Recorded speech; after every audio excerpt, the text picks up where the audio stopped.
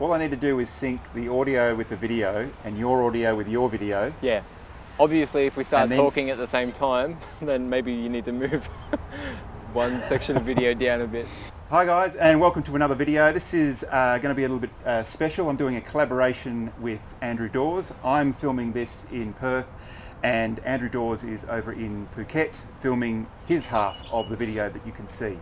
Both of us have been to Iceland. I went to Iceland last year, and Andrew has just come back from Iceland just a few months ago. And what we thought is we would put together some tips for you guys around how to make the most out of a photography landscape trip to Iceland, the sort of things you need to consider to make sure that that things run smoothly and you make the most of the opportunity that that amazing country can give you during your visit. Yep.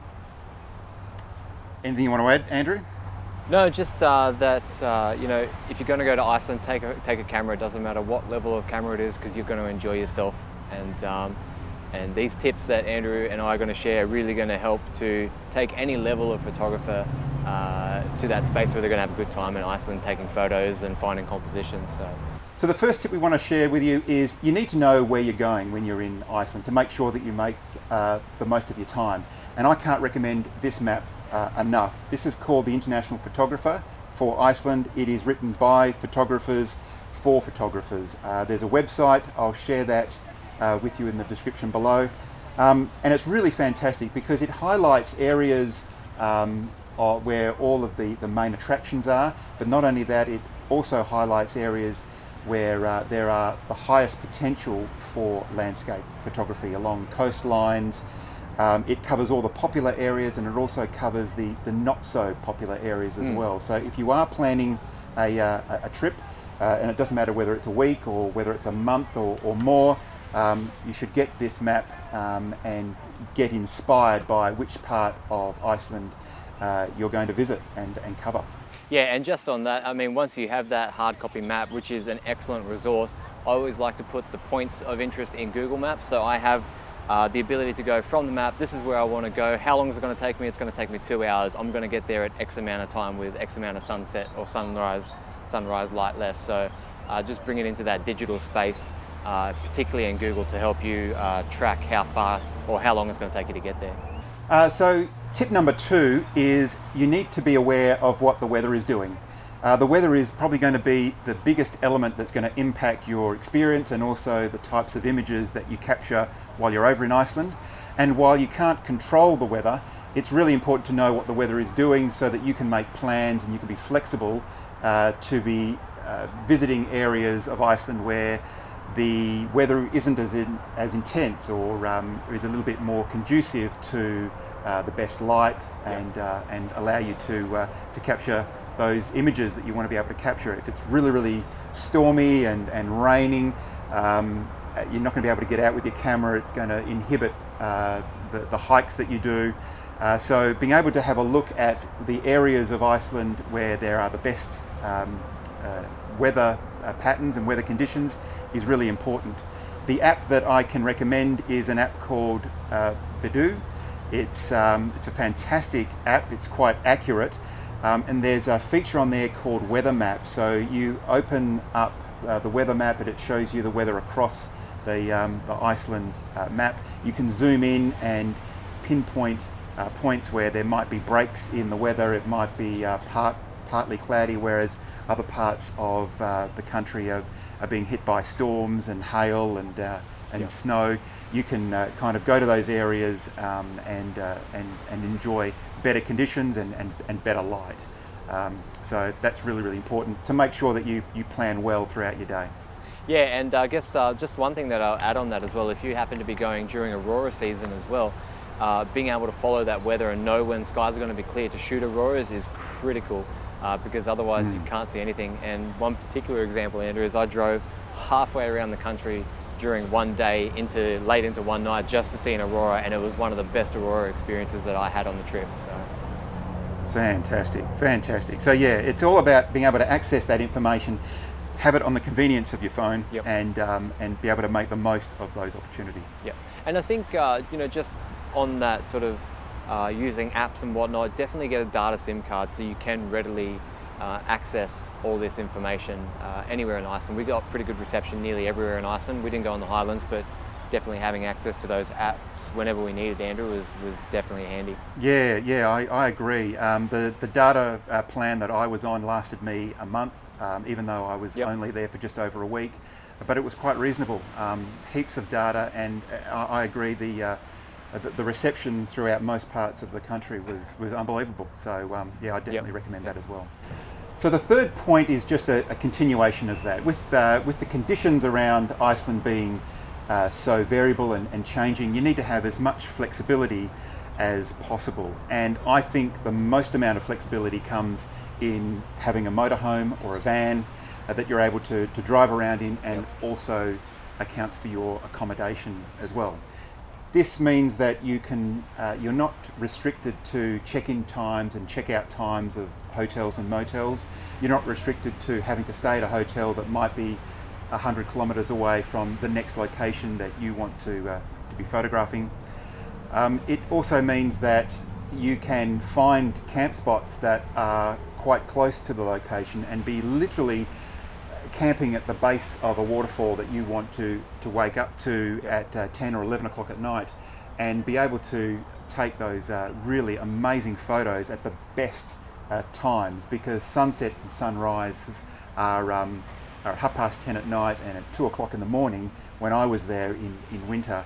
So you want to be able to be not in a hotel. You want to be out in your car, finding those locations, and then lining yourself up for those compositions. Yeah, and I'm a big fan of mobile traveling, definitely with photography. You don't want to be, like Andrew said, restricted by what the hotel wants to imply for check-in, check-out rules, things like that.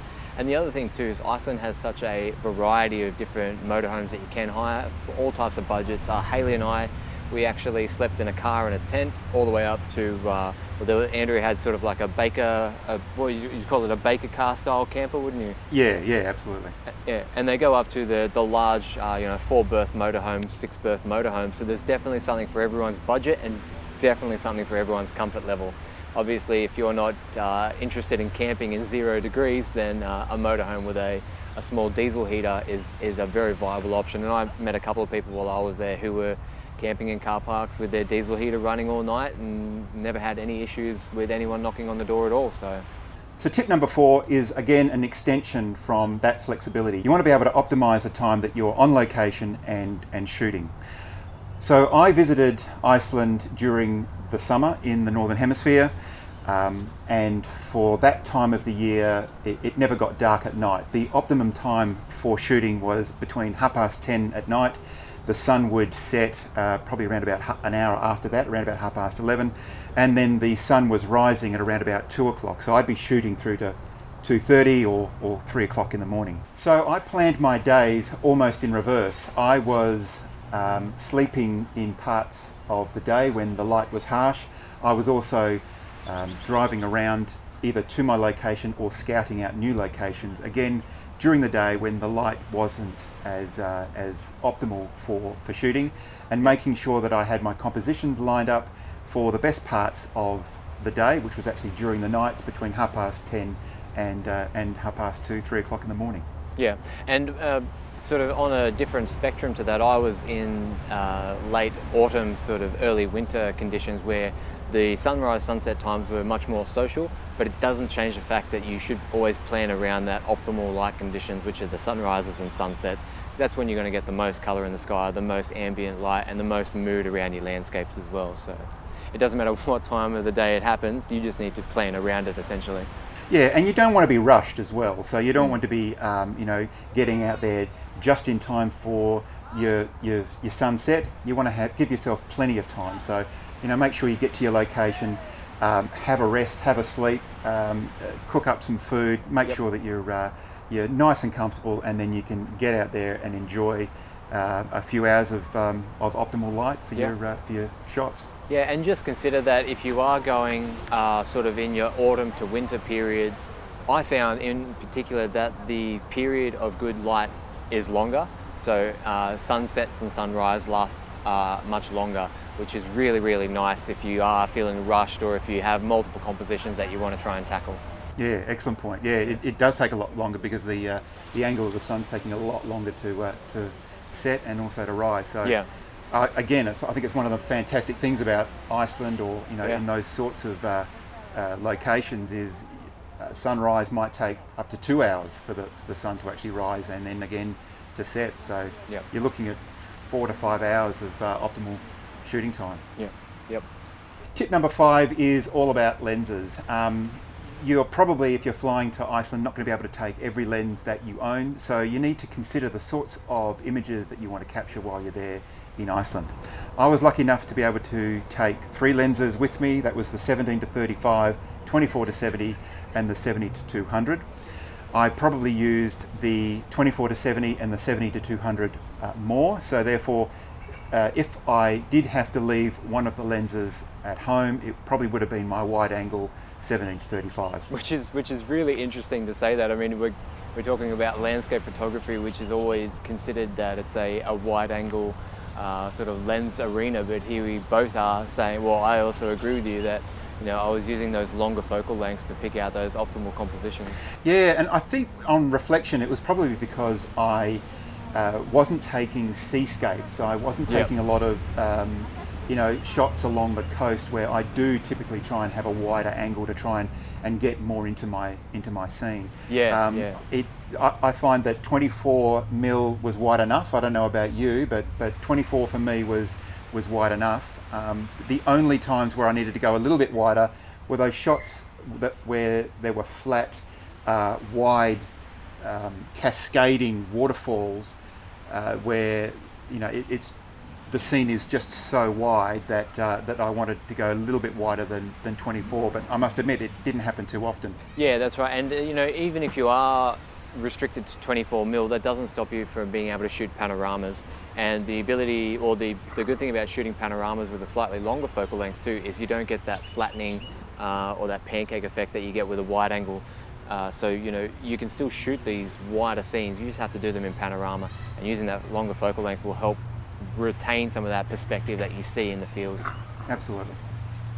Yeah. I guess there's just one more lens that I would definitely take again from my experience, because I was there during Aurora season, is I have a specific lens that is a very fast lens. It's a 20mm 1.4 prime Sigma lens, and I would definitely recommend, if you are going to shoot auroras, have a lens in mind. It might be something from your existing kit, which is fine as well, but definitely consider a lens specifically for shooting auroras. So tip number 6 is all about avoiding the crowds. It's a challenge for any landscape photographer when they go to quite a popular landscape location and it's full of tourists and other people that are trying to take photos and just enjoying the location. You want to be able to have that place to yourself. So one of the things that I did was, when I went across to Iceland, I was there at the beginning of summer. The challenge with that is that there are more people visiting Iceland during summer, but the good thing about that is that the weather conditions are probably better during the summer. If you go during winter to Iceland, there are definitely less tourists and less people out and about in those locations, but the weather is far more extreme. In fact, it's so extreme that you'll find that some parts of Iceland are closed off, the roads are closed, and it just will limit where you're able to get out to. Yeah. So given I was there in summer and the tourist season was just starting to kick off, there were a few locations in the middle of the day that were absolutely packed. So there were a few things that I did to make sure that there were as fewer people at locations that I wanted to shoot as possible. So one of the things I did was to go to those locations at night. As I said previously, it was when the best light was about, but between 10:30 and 2 o'clock in the morning, most people are in the hotels, they're sleeping, and they're not in those amazing waterfall locations. And that's when, luckily, I wanted to be there. And I had places like Kirkafell, where during the day I counted up to 40 or 50 people milling around that famous waterfall area. When I was there, back there at 1 and 2 o'clock in the morning, there was me and one other photographer, so we were able to avoid each other and and get those locations. The second thing you can do is, while it's good to hit those popular locations, using that map and Instagram, there are a whole host of other locations that are just a little bit off the main ring road that no one else decides to explore. Yep. And if you go to those locations, even in the middle of the day, I was blown away by, you would have 3 or 4 waterfalls in a day, and you were the only person enjoying those waterfalls. So that only got better late at night. Yeah, and I think that as well, Andrew, is that people really just turn up to have a look at something quickly, take a photo on their phone, and then they keep going because they have such a stretched itinerary. But as a photographer, you can spend more time there, take your time, and just like if you wanted to fly a drone there, you can wait out for those optimal conditions where there's no one around as well. Yeah, absolutely. So point number 7 is less about the photography directly, but more about how you're prepared. When you go to Iceland, you need to be prepared for extreme weather, bad weather, depending on what time of the year you decide to visit. During winter, you can get some really intense weather that, as I said before, can actually prohibit you going outside and getting to a location. But even in summer, there are plenty of storms, hail, rain that come through throughout the day and night that can stop you either going out, or that can impact your experience while you're out in location. So it's important to have beanies, gloves, plenty of layers of clothing that you can take off depending on whether you're hiking or climbing up a mountain, or you're deciding to bunker down and take a shot of a waterfall. Your temperature will vary throughout the day and night. But it's really important that you are comfortable, because if you're not comfortable, you're not going to be able to stay in those locations in degrees that were, around about 9 degrees, maybe down to 5 degrees at night. I think it maxed out at around about 12 degrees on one of the days that I was there. So they're not temperatures that are too extreme, but temperatures that you can become uncomfortable in if you're going to be there for, remember, 3 to 4 to potentially 5 hours. Yeah, and I suppose, being Australian, coming from a very mild to warm climate, we definitely wouldn't usually be prepared for this type of weather, so that's important to keep that in mind as well. I know I've never worn that many layers before in my life ever. Yeah, absolutely. I suppose to continue that theme of being comfortable, just make sure that you've got a drink and make sure that you've got a snack, because the longer that you are out in location, the more chances you have of getting the shots that you really want. So it's important to be set up with the right gear, but it's also important to make sure that you're comfortable while you're out there on location. So the last tip that we're going to share with you in the video is point number 8, and that is to get into the highlands.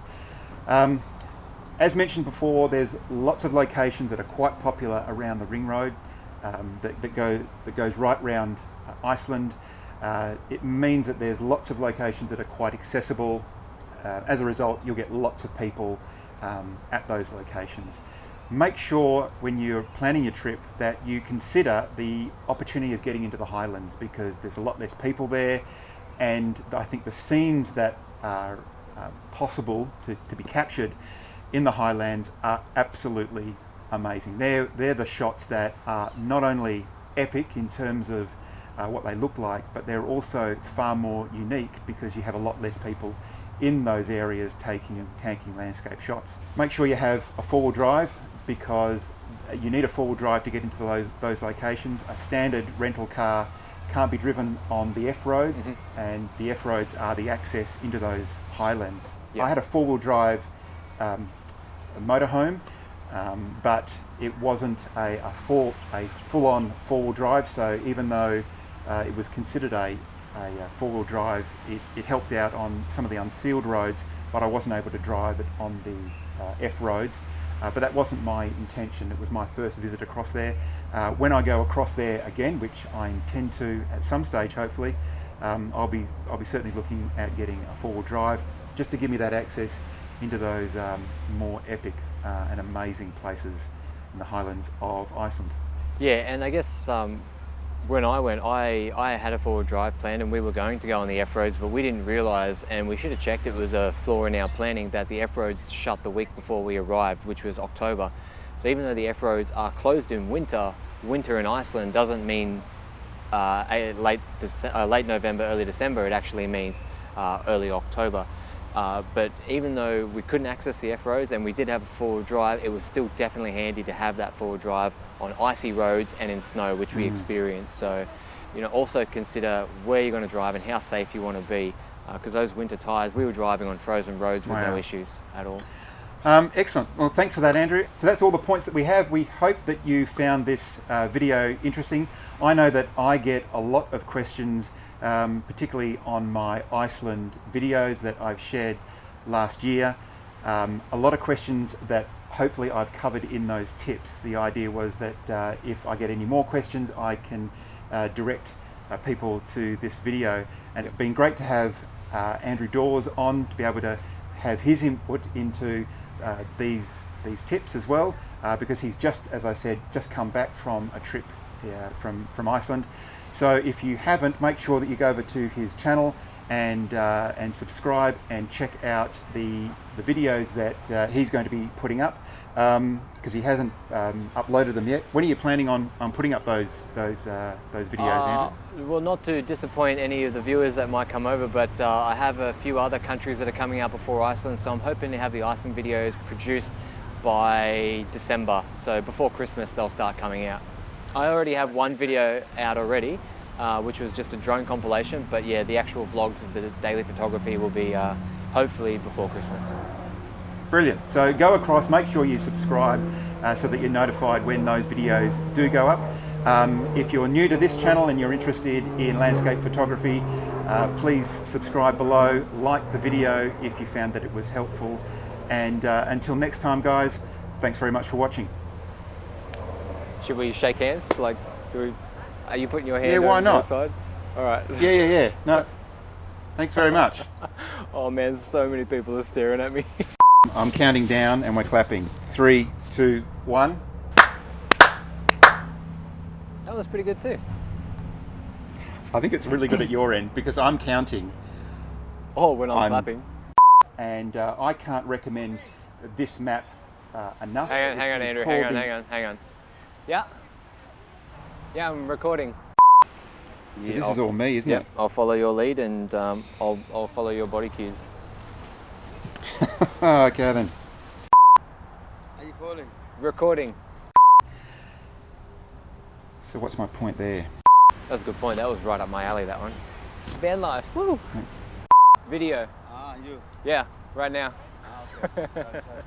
If you're going to put a bit of footage over you eating, please put that you eating that can of what was it, like baked beans? Yeah.